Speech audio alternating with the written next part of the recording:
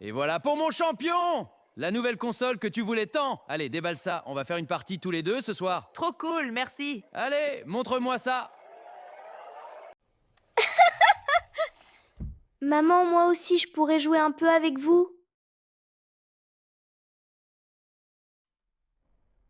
Chut, Lucas.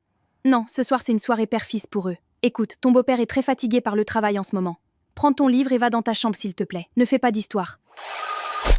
Arrêtons-nous une seconde. Un enfant de 10 ans vient d'être rejeté et exclu dans son propre salon. Mais le plus grave, ce n'est pas le cadeau offert par le beau-père. Le plus grave, c'est que la propre mère de Lucas vient de le chasser pour acheter la paix avec son nouveau mari. Bonjour, je suis Elisabeth. Aujourd'hui, on décode le grand tabou des familles recomposées. On va comprendre pourquoi certains parents sacrifient la santé mentale de leur premier enfant pour protéger leur nouveau couple, et comment cette trahison crée des adultes terrifiés par le rejet. Le complexe du Cendrillon, le beau-parent toxique. Ce que vit Lucas, c'est une mise à l'écart systémique. Dans de nombreuses familles recomposées, le nouveau conjoint accepte le partenaire, mais rejette subtilement l'enfant issu du premier mariage. L'enfant représente le passé, l'ex ou une charge. Le beau-père de Lucas ne le frappe pas, mais il utilise l'exclusion. Il offre des cadeaux, de l'attention et des rires uniquement à son propre enfant biologique. Pour Lucas, le message est d'une violence psychologique absolue. Il y a une vraie famille dans ce salon, et tu n'en fais pas partie. Tu n'es qu'un locataire indésirable.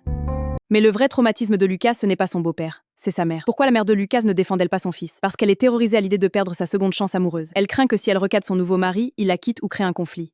Pour préserver l'illusion de la famille parfaite, elle choisit la solution de facilité. Elle demande à l'enfant le plus faible, Lucas, de s'effacer. La blessure d'abandon à l'âge adulte. Le drame de cette exclusion, c'est ce qu'elle laisse dans l'esprit de l'enfant. Un petit garçon comme Lucas, forcé de s'effacer dans sa propre maison, deviendra un adulte avec une blessure d'abandon massive. Il grandira avec la certitude de n'être jamais la priorité de personne. À l'âge adulte, il sera du genre à s'excuser de respirer, à rester à l'écart dans les groupes d'amis, ou à s'accrocher à des partenaires froids, car il a intériorisé que pour être aimé, il ne faut pas déranger. Alors, quel est le message pour les parents qui refont leur vie? Quand vous vous remariez, votre devoir n'est pas d'exiger de votre enfant qu'il aime son nouveau beau-père. Votre devoir, c'est d'être le bouclier absolu de votre enfant.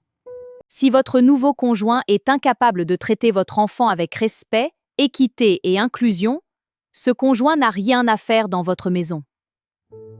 Acheter la paix de votre couple en sacrifiant l'estime de soi de votre enfant, c'est le pire marché que vous puissiez faire. L'amour romantique passe, mais la blessure d'un enfant reste à vie. Avez-vous souffert d'être le pièce rapporté dans une famille recomposée? Racontez-le moi en commentaire. Abonnez-vous à Elisabeth Décode et à très vite.